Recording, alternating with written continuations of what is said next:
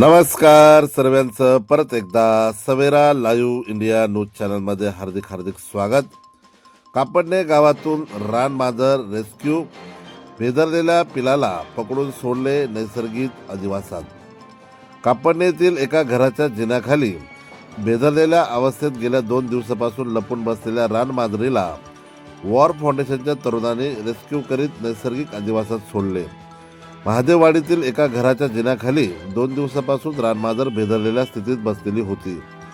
कोणतीही हालचाल न करता ही मांजर जिन्याखाली बसल्याचे निदर्शनास आल्यावर पत्रकार विठोबा माळी यांनी वन विभागाचे वनपाल बी.आर. पाटील यांना माहिती देत रानमांजरीला वन विभाग व वॉर फाउंडेशनचे सुनील हिरे, धनंजय शिरसाट, अतुल खैरनार, मनीष पाडवी यांच्या मदतीने कापडणे गावातून येत रानमांजरीला सुरक्षितपणे रेस्क्यू करीत वन विभागाच्या ताब्यात दिले.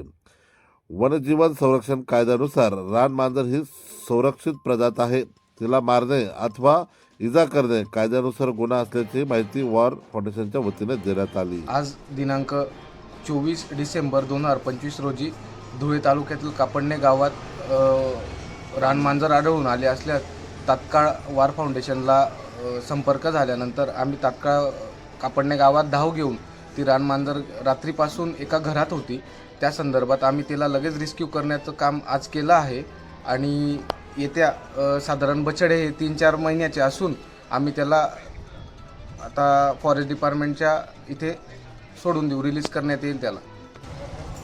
रानमांजर रेस्क्यू केल्यानंतर आता आम्ही फॉरेस्ट डिपार्टमेंटला पुढील कारवाईसाठी रेस्क्यू केलेली रानमांजर त्यांच्या ताब्यात सोपवणार आहोत.